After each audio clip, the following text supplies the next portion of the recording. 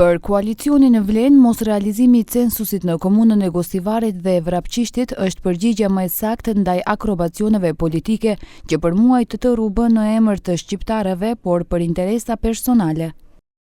Në rend të parë kjo është përgjigje ndaj Arben Taravarit e më pas ndaj Sen Shabanit, të cilët menduan se shqiptarët do t'i ndjekin pas në lojrat e tyre politike, duke ndruar parimet si të ishin monedha kusuri. Sado që mund të trumbetojnë arsye, Sovrani me këtë veprim i dha një shuplak të nxehtë politikës së ndërrimit të parimeve për interesa të imta personale. Taravari shkoi për 6 komuna, ngeli me 4 dhe përfundoi me 0.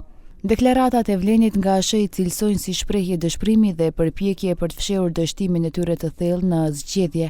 Në vend që të shpikin justifikime, Vlen duhet të reflektojë pse humbën terren, pse mbetën pa njerëz dhe pse askush nuk u beson më.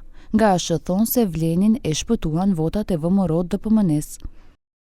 Vlenë në këto zgjedhje u dëshmua se nuk ka mbështetjen e shqiptarëve. Me votat e VMRO-DPMN-s ndoshta shpëtuan diku, por moralisht janë rrëzuar. Pa VMRO-n Vlenë nuk do të ekzistonte më në skenën politike.